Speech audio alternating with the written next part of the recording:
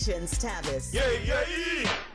You are listening to The Black Pack. I'm your host, Adrianne Shropshire, here at KBLA Talk 1580, and we are kicking off this hour talking about the California special election that is coming up on November 4th, where voters are being asked to vote for a proposition that is Proposition 50, and we want to define it. The redistricting battle is here in California, and voters are going to be asked to weigh in, to step in this moment, to defend democracy and, frankly, to defend the state of California. And so we are pleased, as always, to be joined by State Senator Lola Smallwood Cuevas to talk to us about this ballot measure and also why it's important, why we're doing it, and what she and her colleagues are calling on Californians to do in this moment. So welcome, Senator. I appreciate you joining us to talk about this important issue.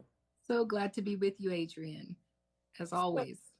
So we thank you. So we have been talking on this show, and I know folks have been seeing as they're, going about their daily lives, the attempt by the Trump administration to essentially rig the election, the election that's not even here yet, the 2016 election, to rig the election so that Republicans can maintain and even expand their majority in the U.S. House. That started, of course, with him going to, much like he did in Georgia in 2020, going to the state officials and saying, find me votes. He went to Governor Greg Abbott in Texas and said, find me seats. Right. And Governor Greg Abbott said, sure, how many you need? Right. And so our governor, Governor Gavin Newsom, said, hold up. We're not going to allow for that to happen. So talk to us a little bit about now so the state legislature then had to vote. This wasn't just Gavin Newsom saying, I decree, right? Like voters of California have to say, we approve this, right? And so talk to us a little bit about the process to get here. You all in the legislature had to vote to put this on the ballot. So talk to us about that process and then also about what voters should expect to see on the ballot in November.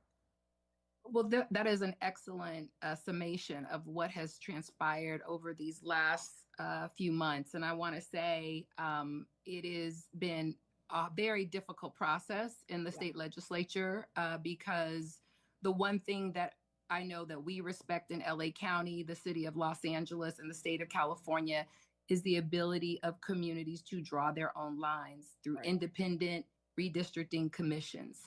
And so to see the gross attack on that process, to see this authoritarian government not just brutalize our neighbors, to see the attack on DEI, to see the attack on college education, to see the attack on ethnic studies and people's histories, to now see a direct frontal assault on the Voting Rights Act. It really hit all of us very hard in terms of where we are, how we got here, and where this president wants us to go. And I think it was not lost on us, our governor's response to that, which was an emphatic hell no. And our commitment to take the time to do this in a way where we could preserve our dignity and our values and ensure that we brought the people into the process while at the same time recognizing that a clock is ticking on our ability to really save our democracy. So I can't impress upon you the midnight calls, text messages, the mini caucuses throughout. We had a brief summer recess, but we ended up being in caucus pretty much every night, deliberating on this question of, do we actually redraw these lines and how can we do it in a way that respects the voters? So yes, the legislature made that decision. We see it as leveling the playing field. If the president thinks he can call Texas and Ohio, and now he's leaning on Indiana and all of these red states to redraw their lines, we're bigger, we're better. And so we damn sure should do our duty to redraw the lines in a way that helps to level the playing field for the American people so that we have a chance, a fighting chance to win back Congress, to put us on a pathway to a fair and just election in 2028, and to hopefully put this horrible period of our history in the trash where it belongs. So this was really for us in the legislature about leveling the playing fields. And what we basically said was, we spent a lot of time with our congressional delegation to look at, where there's an opportunity to strengthen Democratic districts. So, we also looked at where we could do our best to strengthen the votes of people of color who have historically been marginalized, which, independent redistricting is all about, right? How do we make sure that those folks who have been left out of the process, who've been marginalized in the voting process, how do we help to draw lines that help aggregate and build a voice for them in the voting process? So we didn't want to violate any sort of voting rights act where we had very strong, effective districts for Black and Brown communities. But what we knew we had to do was deal with the gerrymandering, to deal with what was happening in Texas, and to deliver equally 5 seats that were strong Democratic seats. And that's what we did. In the process, we also strengthened about another 7 Democratic districts. So, ones that, might have been on the verge of, being a purple district where Republicans could have, full on attacks. We strengthened those districts. So we did what we had to do in this partisan moment. And I will say that this is one of those moments where folks say, Democrats aren't fighting hard enough, right? Or Democrats aren't fighting and they're not talking to each other. I mean, what you just laid out is not just an example, right, of Democrats standing up, standing in the breach, right, saying we won't allow America to go down without a fight, but also working with your colleagues to say that what you said, which is like, we have values and we're not going to allow this administration or anyone else, right, to make us have to trash those values, but also we're going to work with our other colleagues. And when we come forward, I want to talk about the campaign and what needs to be happening. So we are talking to State Senator Lola Smallwood Cuevas about Prop 50 and the campaign that's about to kick into full gear. Stay with us. You're part of the Black Pack with Adrianne Shropshire on KBLA Talk 1580.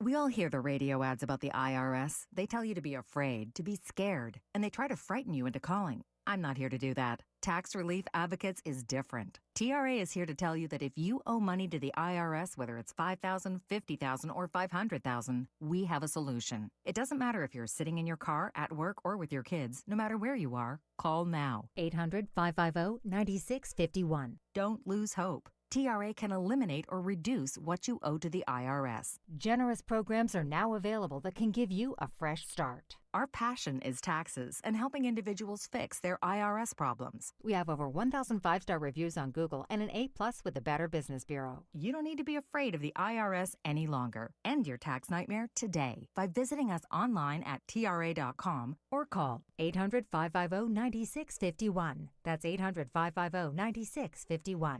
Tax Relief Advocates. Real solutions for real people. With a KBLA Talk 1580 editorial, I'm Dr. Nicolai Corte. Let's preserve Black land stories before they're lost forever. I want to personally invite you to be a part of something historic. As journalist in residence for the Black Land Lost Narrative Archive Project, I've joined forces with powerhouse attorney and social justice champion George Fothery, the man who helped make history by delivering justice to the Bruce family in Manhattan Beach, securing the first known return of land unjustly taken from Black owners by a local government. That victory was monumental, but it was just the beginning. For generations, Black families have acquired land through grit, faith, and determination, only to lose it through violence, legal loopholes, forced sales, and systematic racism. What's been taken goes far beyond dirt and deeds. It's the erasure of wealth, identity, and legacy. That's why we've launched the Black Land Lost Narrative Archive Project, a national effort to collect, Protect and preserve the stories of Black land lost before they're buried, forgotten, or erased altogether. Because there's power in telling Black stories, there is resistance in remembering, and there's justice in being seen and heard. This is where you come in. We're inviting you to be a part of this historic Black narrative archive. If you or someone you know has experienced land loss, displacement, or forced property sales, your story deserves to be heard and remembered. Your story belongs in this archive. Your truth matters not just to your family, but to our collective future. Visit blacklandloss.org today. Fill out our simple intake form and add your voice to the National Archive of Remembrance, Resilience, and Reckoning. Let's make these stories live on, not in whispers, but on the record. With a KBLA Talk 1580 editorial, I'm Dr. Nicolai Corte, and as always, we welcome your feedback. Let's get back to more of the Black Pack with Adrianne Shropshire right now on KBLA Talk 1580.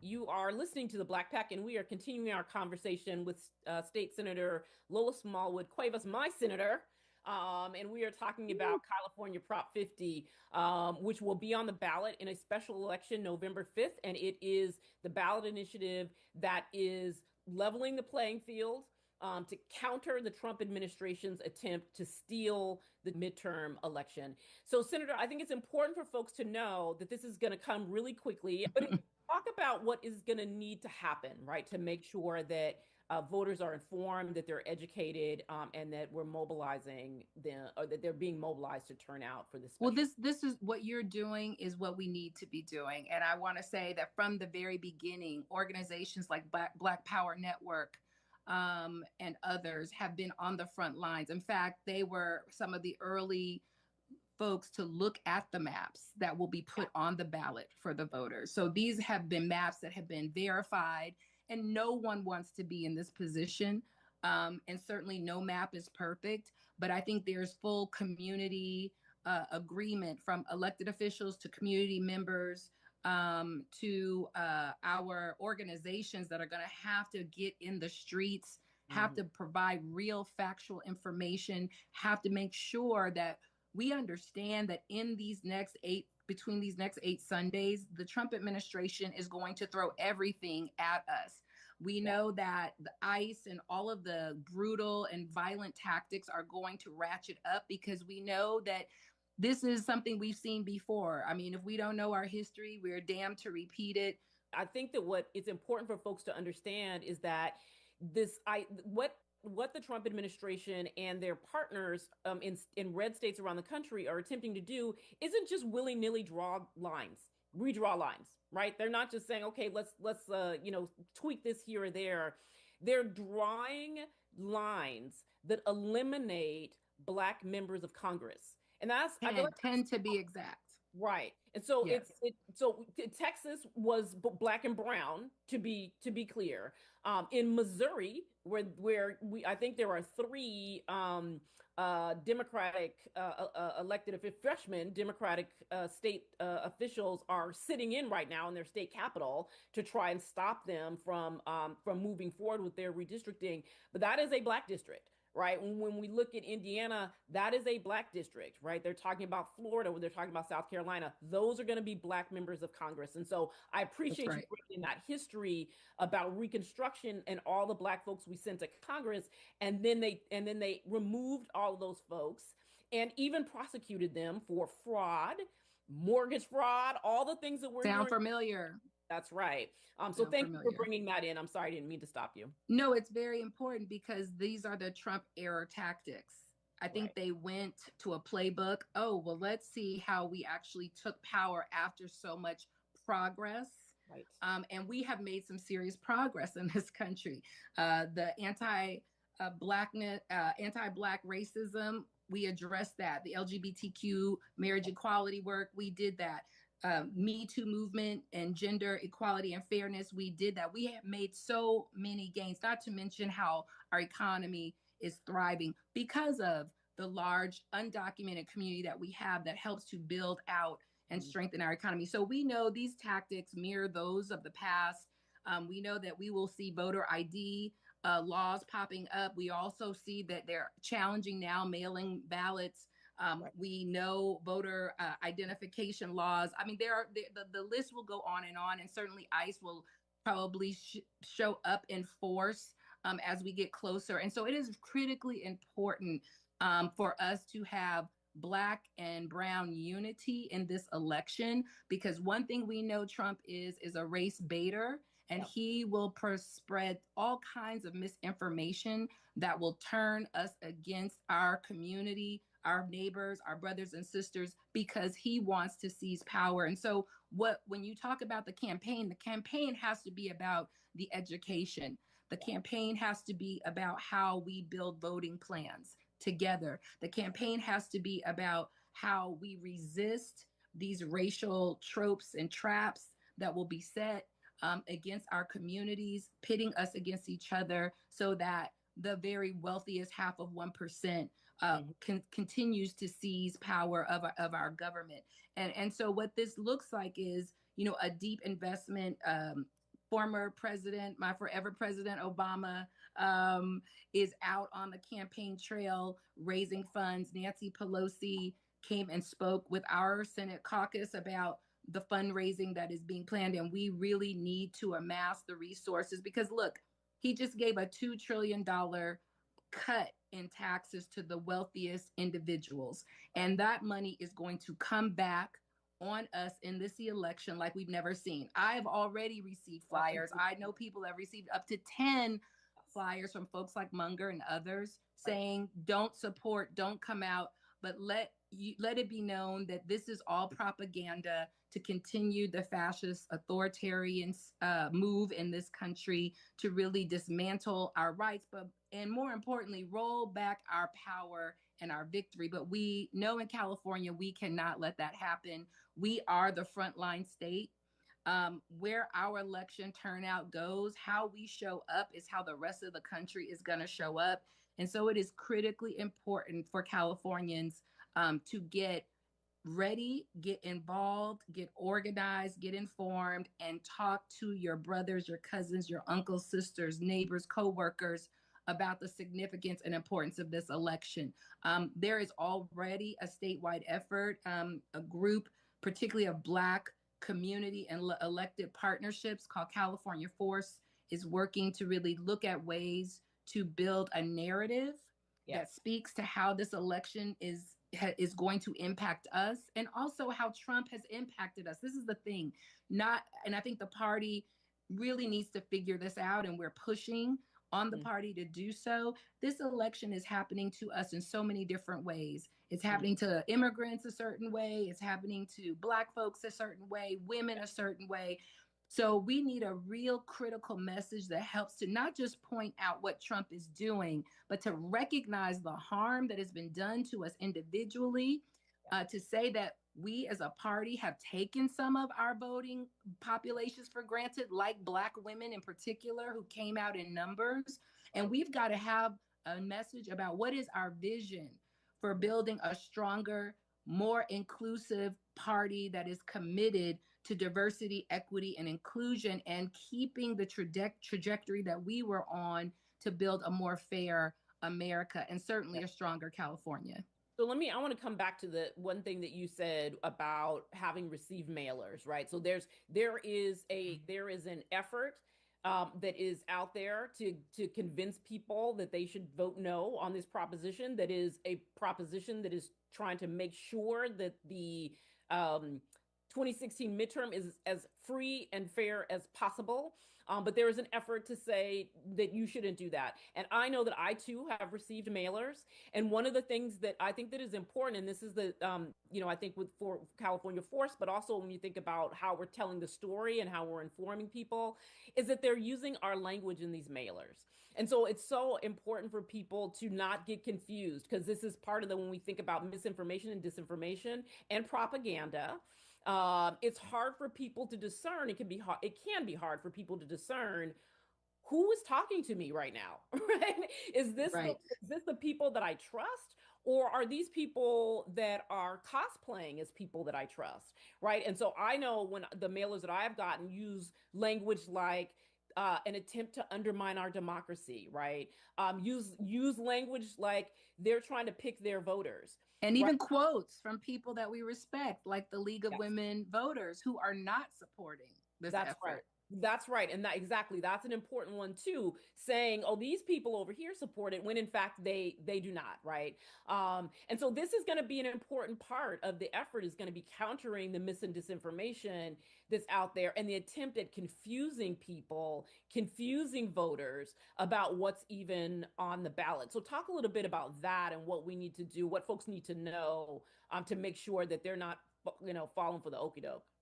Well, one thing we know for sure is that this administration who gets on social media and actually moves policy through social media is he's so clever on social media. So you cannot believe anything that you hear on the internet, anything you get in your mailbox. You really have to go to a verified source. So what I will say is we have in Los Angeles a number of areas where you can connect with community-based organizations in your neighborhood that have been doing work in your community for years. These are some of the organizations that you need to sit down and have conversations with. Go to your party's website, look at what is on the Democratic Party website. Believe in trusted messengers when they tell you, messengers you know and messengers you trust. If you don't recognize a name, if you don't recognize a voice that happens to call your cell phone, you don't recognize a text message, then know for sure it could be a bot that some foreign government that Trump is aligned with reaching out and trying to steal your vote, or it could be a MAGA masquerading. And we've seen this in South LA. There are Black MAGAs, and they have attacked me and other Black leaders on issues like reparations. They seem very credible, but in fact, they are not credible. And in fact, they are sowing division and violence in our community. So we need to be very, very mindful. I think this time is more dangerous than even in the past.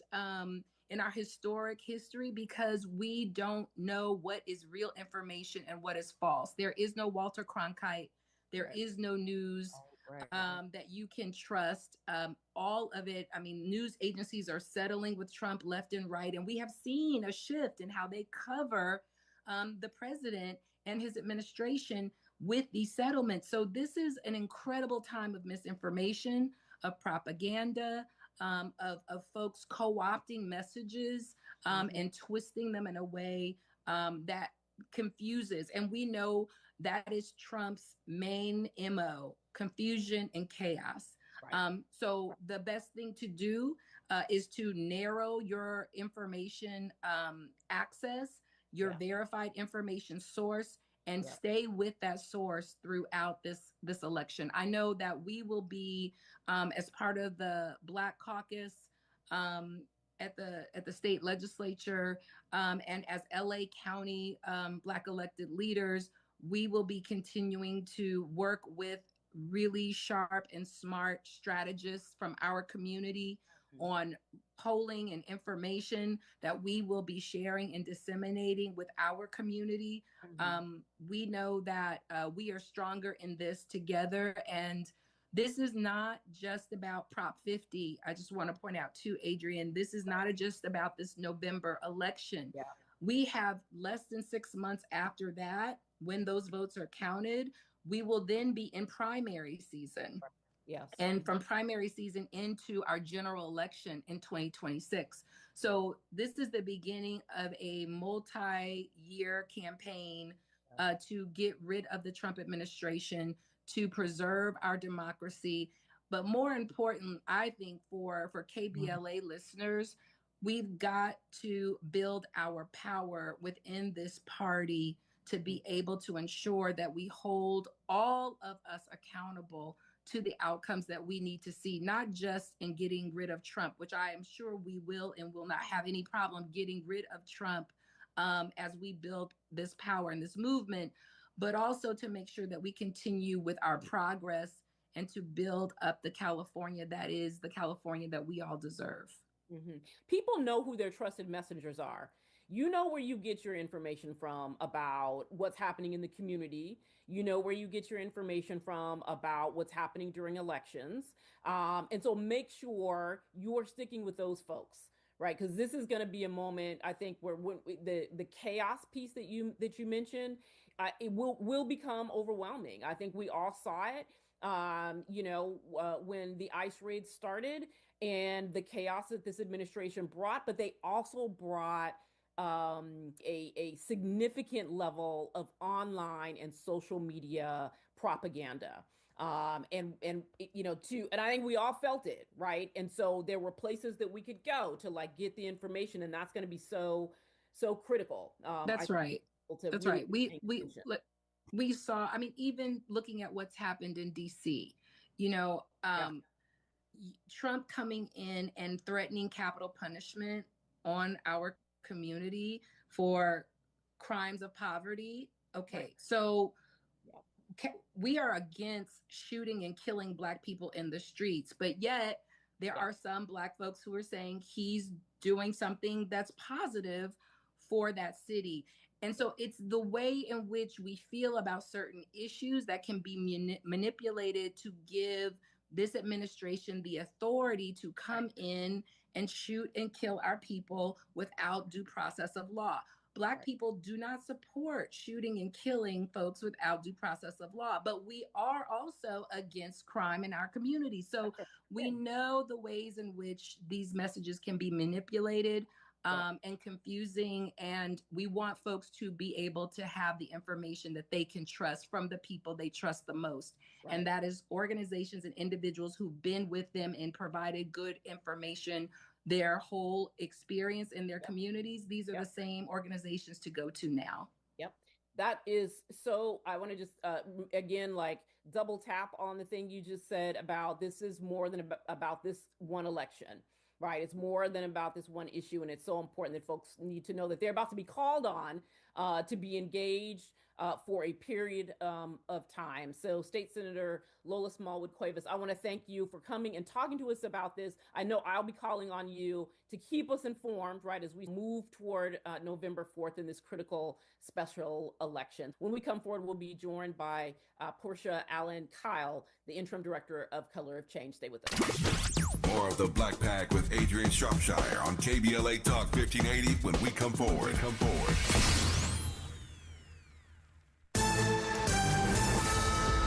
I'm Amber Payton with BIN News Now.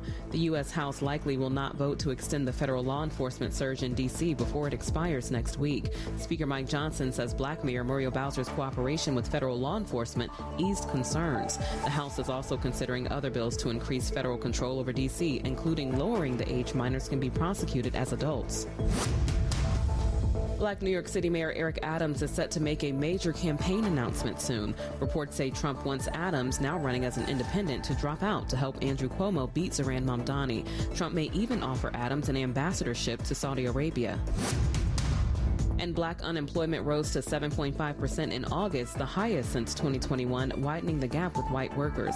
Critics blame President Trump's economic policies, while Democrats say regaining Congress in 2026 is key to helping Black workers. Get BIN News Now on demand 24/7 on the iHeartRadio app.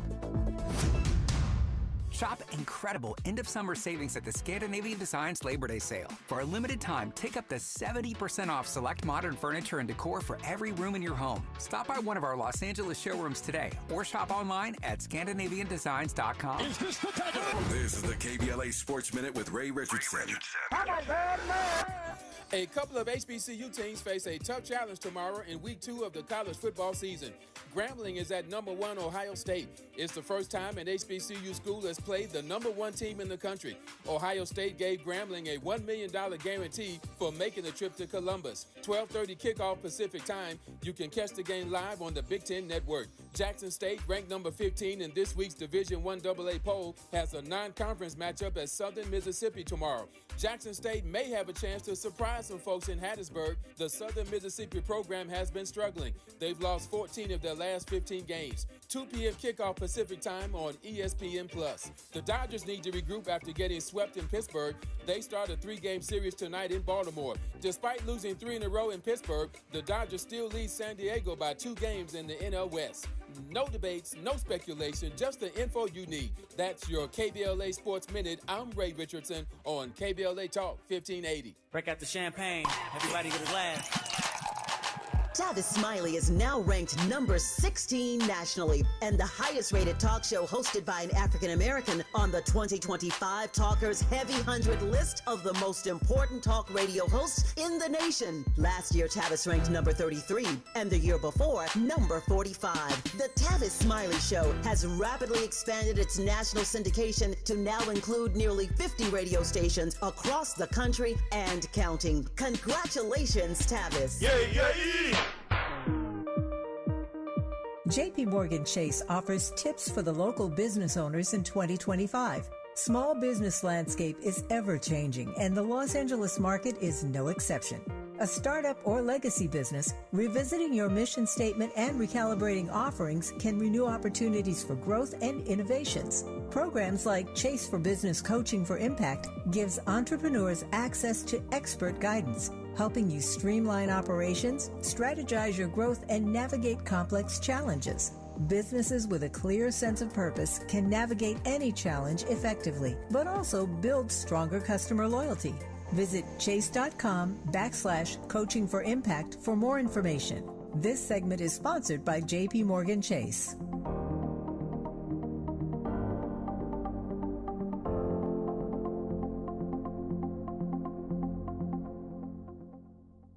Lena Bloom for the Bail Project. Imagine you're stuck in a jail cell and you can't afford bail and someone offers you a way out. Just plead guilty and you can go home and kiss your kids goodnight. What do? What thousands have. You plead guilty whether you are or not. Cash bail makes poverty a crime. That's why the Bail Project helps those who can't afford it while fighting to end cash bail. Because freedom should be free. Brought to you by the Ad Council. Are you ready to be a part of the conversation that will help shape our nation's future? Get ready to join us for the Left Coast Forum, Saturday, October 25th at LA Trade Tech, where progressive voices will come together to tackle the issues that matter most to working families across Los Angeles and beyond. From economic justice to climate action, from healthcare to housing, we're bringing together the brightest minds and most passionate advocates for real solutions and real change. With workshops, 2 major keynote addresses, and a closing reception with great music and good food. It's the Left Coast Forum, where your voice matters and your ideas take action. Saturday, October 25th at LA Trade Tech. Brought to you by KBLA Talk 1580 and the LA Progressive. The future won't wait, and neither should you. Mark your calendar now to be there and be heard. Stay tuned to KBLA Talk 1580 for more details.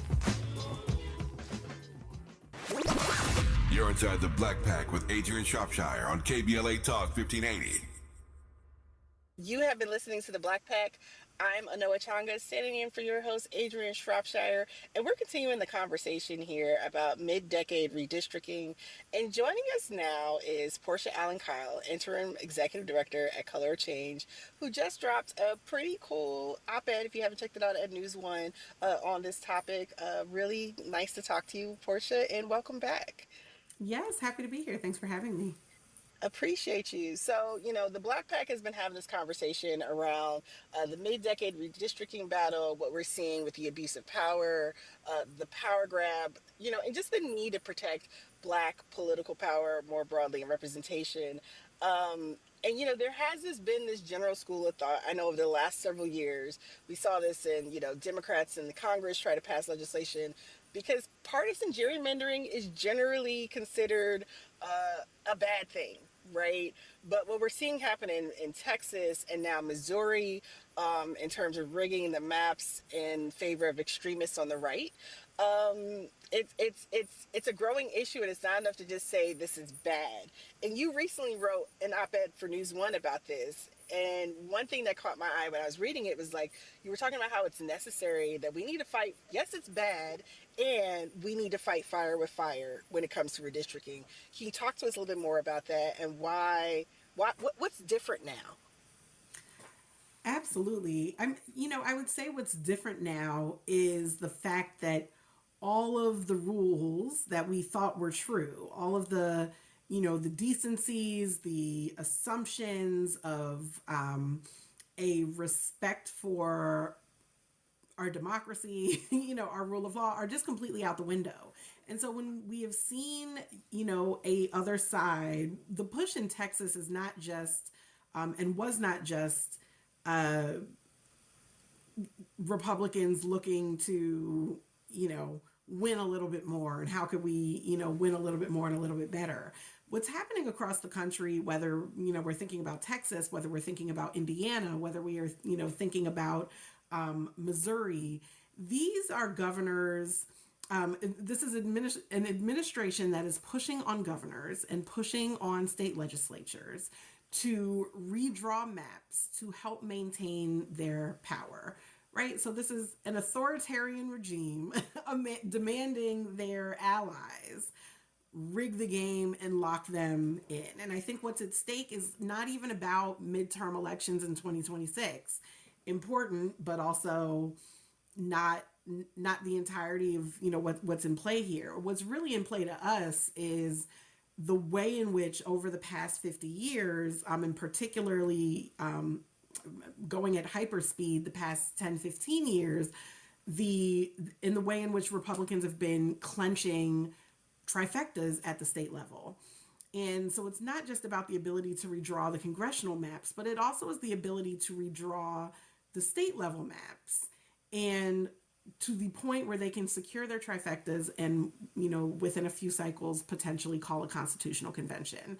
And I think that is what's really at play, because we have seen that this is an administration and really a regime that is not on board with, the 13th Amendment prohibiting slavery. We've heard them say directly they want to send Medicaid recipients back to the fields, right? Once they deport all of the current field workers. This is a regime that has made very clear that they are not on board with the 14th Amendment, that they are not on board with equal protection, and their attacks on LGBTQ rights, and their attacks on DEI and affirmative action, and their attacks on all of the rights and freedoms that have come from the 14th Amendment. And we've seen in this gerrymandering push that they are not on board with one person, one vote, and that is the 15th Amendment. They are on board with the Constitution and the originalist ways in which it protected white male rule. And so where they are trying to, reshape our legal structure and our legal system to, go back to a time of white male rule, like, we just have to assume and believe what they're telling us about their plans overall and what's on the stake, and can't just stand by and say, well, gosh, but, this reform really took a lot to get to, and it was really important to get these redistricting commissions that really only one side bought into generally. A lot of the media coverage has depicted this as a tit for tat back and forth. But earlier in the show, listeners heard a bit more about what's happening in California and the upcoming special election that'll now go in November. It's not like the California legislature and the governor can just say, this is done, we're doing it. It actually has to go to the ballot for voters. How democratic of the state of California. But just thinking about, Color Change recently announced there's a coalition of civil rights organizations that are calling on leadership of other blue states with blue state trifectas, I believe, to take action. Can you talk to us some about this effort? And I know we've been talking about why it's necessary, but why this particular push? Yes, absolutely. So I think part of the framing around mid-decade redistricting has been, well, if Texas makes its move, then California will make its move. And then, and our position is very clear. It is not only necessary for Democratic trifectas to affirmatively move to protect and make safer their districts and their seats. And we think that is not just congressionally, but at the state level as well. But it's the responsible thing to do. It is the only way that we can fight back in a way that maintains the maps of power, in particularly Black political power. Because what will come, more split state level governments means more deadlock in terms of progress. And eventually, some of those split level governments, sometimes slip into trifectas where there's the ability for safe to get safer, where there's the ability, for example, right now there's a gubernatorial race in New Jersey happening. It is not a given that will maintain a Democratic trifecta. It should be an electoral issue on the ballot. How are you thinking about protecting not just Democratic power? It actually isn't about party. How are you thinking about protecting our democracy by ensuring that there are elections and that there is, that there is the infrastructure to fight back from what is an authoritarian regime trying to take power? And that's a federal question. That's a state level question. And we do need to be more active than just waiting to see whether or not the other side is going to make their move. We know they're going to make their move as soon as they are able and possible. That has been the track record. There's no adherence to decency, to law, to the idea of a representative democracy. And so if we believe in any democracy at all, we need those in power in blue state trifectas to make their moves and make them fast. And so for New York in particular, a lot of the conversation is, even if we move now, it won't happen until 2028. If we don't move now, it won't happen until 2030. And again, not a guarantee.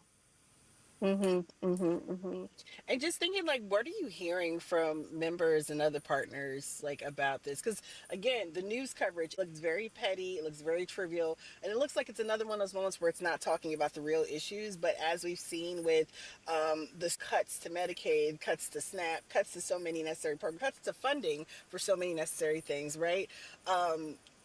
These things absolutely impact the so-called bread and butter issues. So what are you hearing from members and partners right now? It is really a medley. I think it has been tough for a number of reasons for those in the democracy space to let go of the good governance reforms that many have spent a lot of years and frankly a lot of money fighting to get.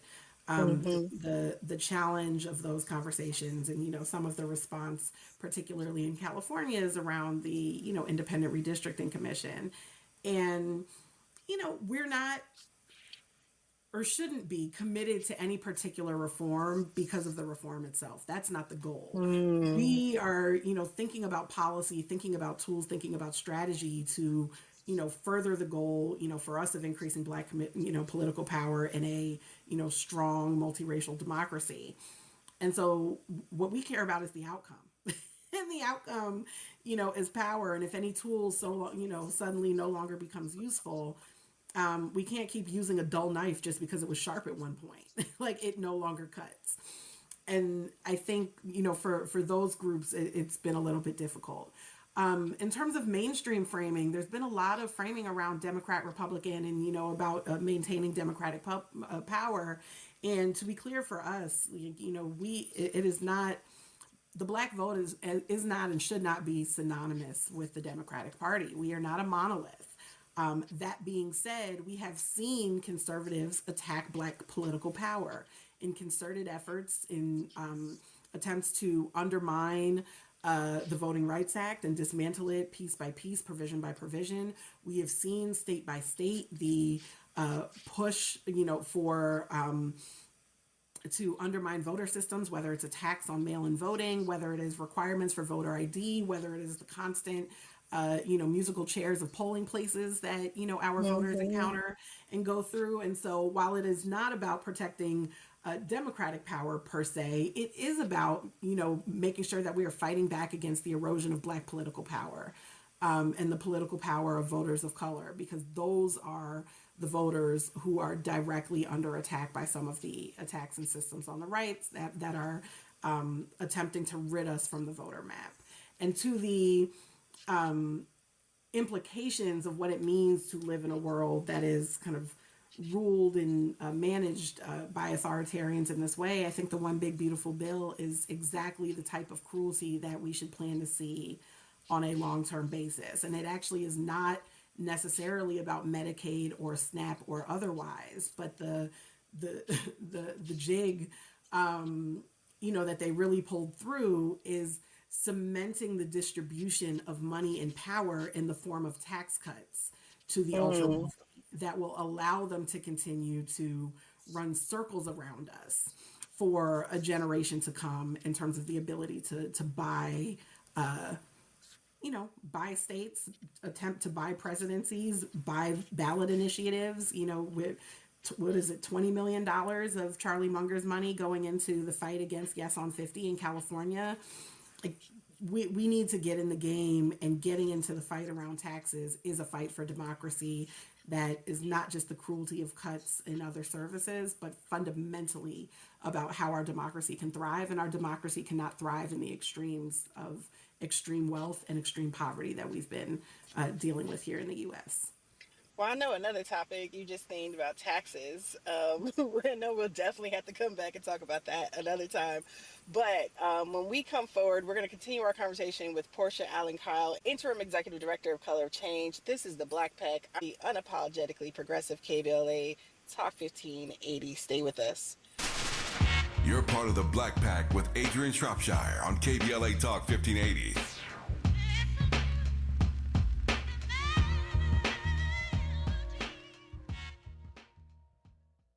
September is World Alzheimer's Month, a time to shine a light on a public health crisis that deeply impacts Black families. 1 in 5 Black adults ages 70 and older is living with Alzheimer's disease, or AD, and the risk is twice as high compared to white adults. But AD isn't just forgetting a name or losing track of time. Signs of early AD could be repeating questions, missing appointments, or struggling with bills and daily tasks. These things aren't a normal part of aging. Here's the good news. Treatments are available that may help if AD is diagnosed early. If you notice changes in memory or daily routines, whether in yourself or a loved one, don't wait.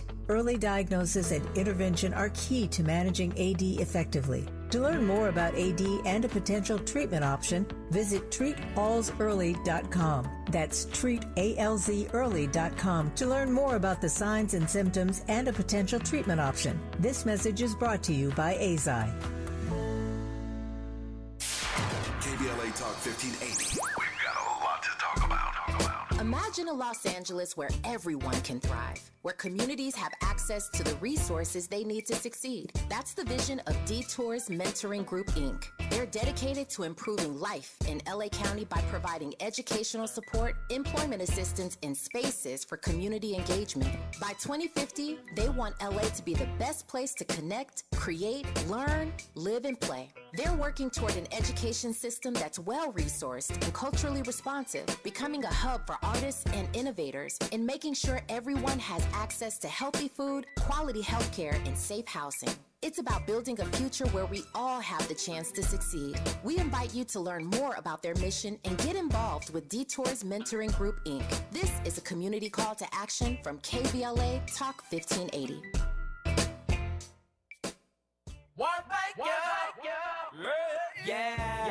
The California Crusader newspaper would like to thank all of our subscribers for their support throughout the years, proudly serving the South Los Angeles and South Bay areas for more than 40 years. The California Crusader is a multicultural, Black-owned, adjudicated newspaper that focuses on providing newsworthy information to the people in our community. We're constantly looking for ways to assist businesses in our community to connect with our subscribers. We provide low-cost, effective ways to promote your business with our reasonable and affordable advertising rates. You can participate by suggesting, sharing, and submitting your stories on the California Crusader newspaper Community Share Facebook group page, or visit our website at cal-cruise-news.com. That's calcruisenews.com. Then click on the Submit Now button located on the top right corner of the homepage, or text CCN to 42828. Again, text CCN to 42828. The California Crusader newspaper, working together to build a better community for our future.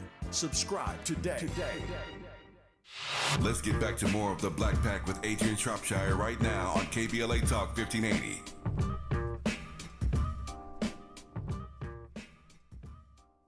You You've been listening to the Black Pack. I'm Anoa Changa, standing in for Adrianne Shropshire. We're wrapping up our conversation with Portia Allen Kyle, Interim Executive Director at Color of Change. Portia, going back to the op-ed you wrote recently, another thing that you named, and you mentioned it some here, 2030 as another date that we're looking towards, right? Yes, it's another midterm cycle, but it's also time, again, for the biennial census. We've already seen this administration, the first iteration of this administration, underfund the census going into 2020 and looking ahead to 2030, and how important the census is for redistricting, but also like how important it is just for resourcing our communities. Can you talk to us a little bit about just the potential impact of this moment right now as we look ahead, 5 years into the future? Yes. And I think we can think of the census, I'll maybe talk about it from two fronts. On the one hand, I guess I want to be clear as to where I think the census falls into the conservative strategy of what, we've been calling it color of change, the neo-segregationist agenda. And, what they hope to accomplish in redrawing the maps in their favor, they can continue as, maybe plan subpart B, right? Or backup plan of sorts, continue to drive home and really, hit a home run on underfunding and undermining the census. And so once they redraw the maps and undercount Black folks, undercount folks of color, undercount immigrants, undercount, through all of the various attacks that they have been placing on Black people and communities of color since January, relentlessly with no end in sight, right? Every deployment of the National Guard into a major city is, going to have ripple effects on the census down the line, right? Like every, ICE raid or, attack, showing up at schools, showing up at, places of work, at businesses, at, is an attack and something that will suppress our ability to count folks during the census. And it will be really, really hard to counteract that, but the census will still potentially be used to, apportion resources, apportion funding, and, do so in ways that will have lasting effects for the pretty much a generation, right? Like, past that. So 2030 is already 5 years into the future. The following census will not be until 2040. And so now it's like 15 years essentially of consequences. And so, what I've been telling to people, for those who are, Marvel fans and, ever seen Infinity War, like we're in the battle, like right before Thanos snaps his fingers and people disappear for 5 years. And what we are fighting for at the moment is whether or not it'll be, 5 or whether it'll be 50, and like needing to throw down everything we have to make sure that, we will not solve our problems within an election cycle, but we need to be active in each election cycle, chipping away at some of the harm, some of the challenges, and some of the long-term impact of the decisions being made and the ways in which our government is being undermined today. And so thinking about the census and the role thereof really need,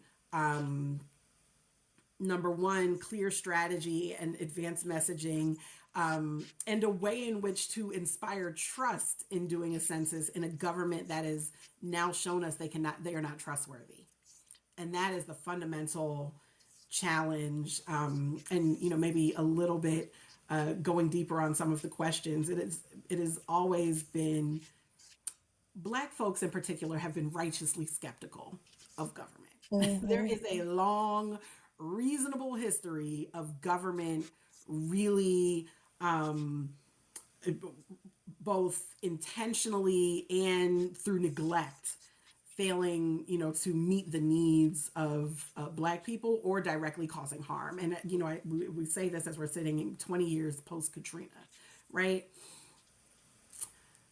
From that position, it is, still an uphill battle to convince people to give their data to the government, even though we need them to do so for census purposes and for appropriations purposes, et cetera. And that is a different position juxtaposed to what is happening in the corporate sense with, the rise of tech and invasive tech and surveillance and otherwise, where people every single day willingly give all of their precious data and information to private corporations and yet are apprehensive to do it about the government. But the stakes for the government are extremely high. The stakes are really high also giving your, data to corporations, but needing to find a place in the middle. And that's the organizing work we need to be in over the next 5 years to make sure that we're ready, prepared. Organizing for the census in 2029 isn't going to get us there. I appreciate that. And then just pulling this all together, what are y'all telling people is the call to action, is the move right now? What should people be doing?